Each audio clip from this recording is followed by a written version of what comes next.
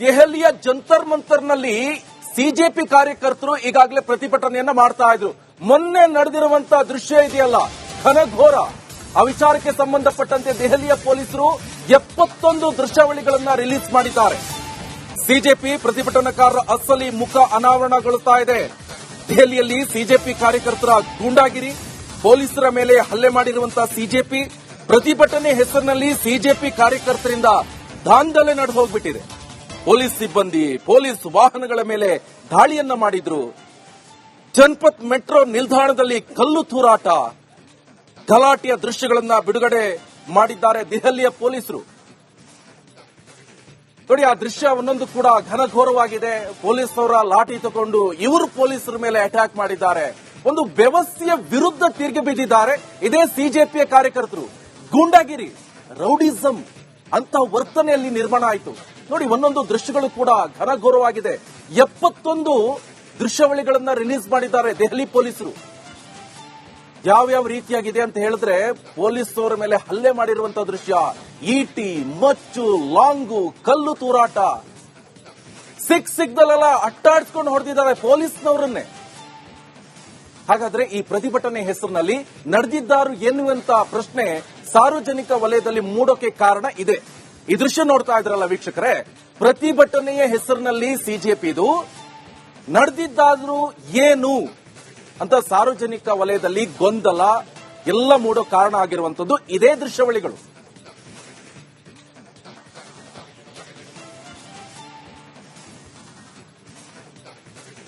ಇದು ಕಾಕ್ರೋಚ್ ಪಾರ್ಟಿಯ ಹೋರಾಟ.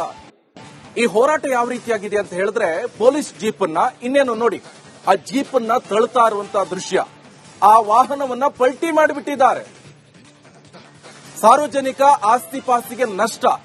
ಜೀಪ್ ಮೇಲೆ, ಅಲ್ಲಿ ಹೋಗ್ತಾ ಇರೋರ ಮೇಲೆ, ಅಧಿಕಾರಿಗಳ ಮೇಲೆ ಕಲ್ಲು ತೂರಾಟ, ಜೊತೆಗೆ ಆ ರಾಡ್ನಿಂದ ಹಲ್ಲೆ, ಜೊತೆಗೆ ಗ್ಯಾಸ್ ಸ್ಟೇರ್ ಅನ್ನು ತೆಗೆದು ಅವ್ರ ಮೈ ಮೇಲೆ ಬಿಸಾಕ್ಬಿಟ್ಟಿದ್ದಾರೆ.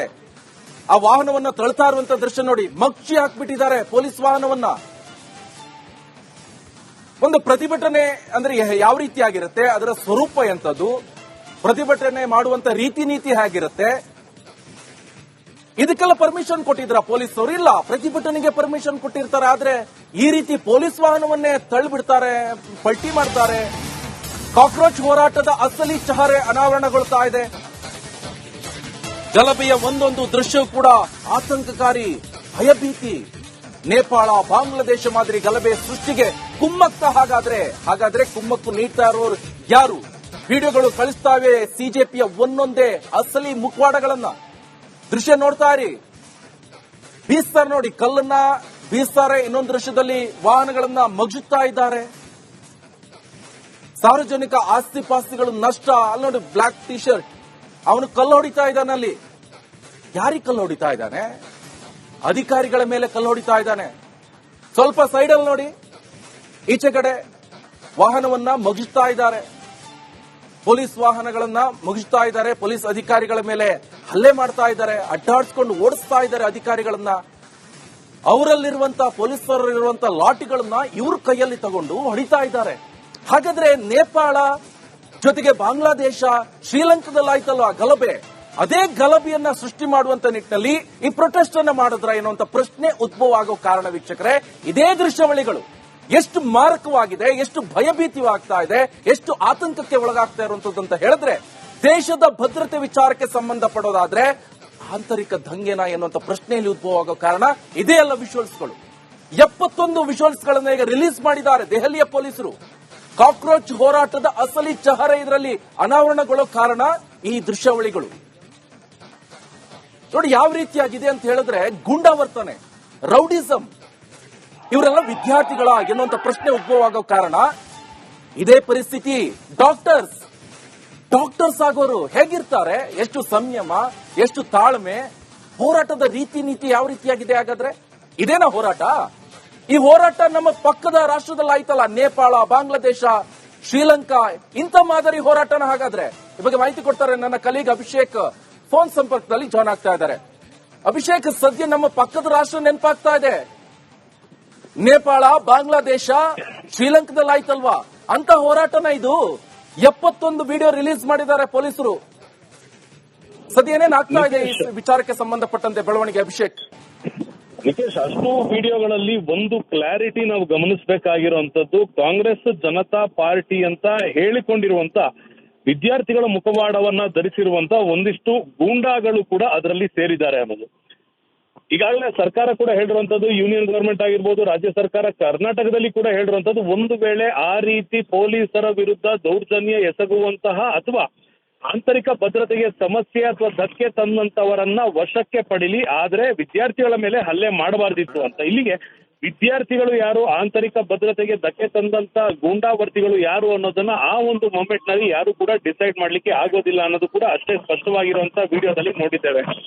ಮತ್ತೊಂದು ಕಡೆಗೆ ಗಮನಿಸಬೇಕಾಗಿರುವಂತದ್ದು, ಸಾಮಾನ್ಯರು, ಜನಸಾಮಾನ್ಯರು ನಾರ್ಮಲಿ ಕಮ್ಯುನಿಕೇಟ್ ಮಾಡೋದಕ್ಕೆ ವಾಟ್ಸ್ಆಪ್ ಆಗಿರ್ಬೋದು, ಟೆಕ್ಸ್ಟ್ ಮೆಸೇಜ್ ಆಗಿರ್ಬೋದು, ಫೇಸ್ಬುಕ್ ಆಗಿರ್ಬೋದು, ಯಾವುದೇ ರೀತಿಯಾದಂತಹ ಸಾಮಾಜಿಕ ಜಾಲತಾಣವನ್ನ ಉಪಯೋಗಿಸ್ತಾರೆ ಹೊರತು ಈ ಒಂದು ಹೋರಾಟದ ಸ್ವರೂಪವನ್ನ ತೀವ್ರಗೊಳಿಸೋದಕ್ಕೆ, ಹೋರಾಟದ ಪ್ಲಾನಿಂಗ್ ಅನ್ನ ಮಾಡ್ಕೊಳ್ಳೋದಕ್ಕಾಗಿಯೇ ಒಂದು ಆಪ್ ಅನ್ನ ಸಿದ್ಧಪಡಿಸಿಕೊಂಡು ಅದಕ್ಕೆ ಇಂಟರ್ನೆಟ್ ಕೂಡ ಬೇಡ, ಫೋಟೋ ಕೂಡ ಬೇಡ, ಕಳಿಸಿರುವ ಸಂದೇಶದ ಪುರಾವೆ ಕೂಡ ಅದರಲ್ಲಿ ಉಳಿಯೋದಿಲ್ಲ ಅಂತಹ ಒಂದು ಆಪ್ ನಲ್ಲಿ ಈ 10 ವಿದ್ಯಾರ್ಥಿಗಳು ನಲ್ಲಿ ಯಾರು ಸೇರಿದ್ರು ಅವರು ಕಮ್ಯುನಿಕೇಟ್ ಮಾಡ್ಕೊಂಡಿದ್ದಾರೆ. ಅಲ್ಲಿಗೆ 10 ಸಾವಿರಾರು ಜನ ವಿದ್ಯಾರ್ಥಿಗಳಿಗೆ ಆ ಆಪ್ ಅನ್ನ ಪರಿಚಯ ಮಾಡಿದ್ದು ಯಾರು?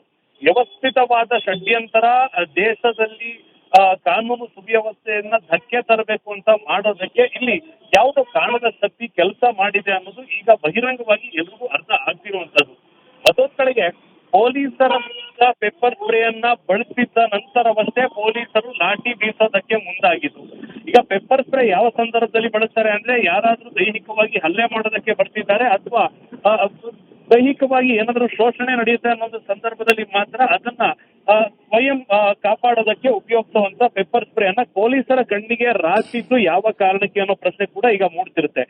ಇವಿಷ್ಟು ಒಂದ್ ಕಡೆಗೆ ಆಯ್ತು ಅಂದ್ರೆ, ಈ ಕಾಂಗ್ರೆಸ್ ಕೂಡ ಈ ಒಂದು ಹೋರಾಟದ ಜೊತೆ ಅಂದ್ರೆ ಬಿಜೆಪಿ ಜೊತೆ ಅಖಿಲೇಶ್ ಯಾದವ್ ಅವರು, ಪ್ರಿಯಾಂಕಾ ಗಾಂಧಿ ವಾದ್ರಾ ಅವರು, ರಾಹುಲ್ ಗಾಂಧಿ ಅವರು ಎಲ್ಲರೂ ಕೂಡ ಸೇರ್ಕೊಂಡು ಬೆಂಬಲವನ್ನ ಸೂಚನೆ ಮಾಡಿದ್ದಾರೆ. ಇಲ್ಲಿ ಇದು ಕೇವಲ ರಾಜಕೀಯ ಹೋರಾಟಕ್ಕೆ ಮಾತ್ರ ಸೀಮಿತ ಆಗಿ ನೇಪಾಳ, ಬಾಂಗ್ಲಾದೇಶ, ಶ್ರೀಲಂಕಾದಲ್ಲಿ ಪ್ರಯತ್ನ ನಡೆದಿತ್ತ, ಷಡ್ಯಂತ್ರ ನಡೆದಿತ್ತ ಅನ್ನೋದು ಮೂಡ್ತಾ ಇರುವಂತದ್ದು. ಈ ಕಾರಣದಿಂದಾಗಿ ಈ ಸದ್ಯದ ಮಟ್ಟಿಗೆ ಗಮನಿಸಬೇಕಾಗುತ್ತೆ. ಸೋನಂ ವಾಂಗ್ಚುಕ್ ಅವರು ಕೇಂದ್ರ ಸಚಿವರ ಜೊತೆ ಸಭೆಯನ್ನ ನಡೆಸಿದ್ದಾರೆ, ಮನವಿಗಳನ್ನ ಮುಂದಿಟ್ಟಿದ್ದಾರೆ. ಆದ್ರೆ ಈ ಹೋರಾಟ ನಿಲ್ಲುತ್ತಾ ಅಥವಾ ಇದನ್ನ ವ್ಯವಸ್ಥಿತ ಷಡ್ಯಂತ್ರವನ್ನ ಕೇಂದ್ರ ಸರ್ಕಾರ ಕೆಲವೇ ದಿನಗಳಲ್ಲಿ ಬಯಲಿಗೆ ತರ್ತಾರ ಅನ್ನೋದನ್ನ ನೋಡ್ಬೇಕಾಗಿದೆ. ಓಕೆ, ಥ್ಯಾಂಕ್ ಯು ಅಭಿಷೇಕ್ ನಿಮ್ಮೆಲ್ಲ ಮಾಹಿತಿಗೆ.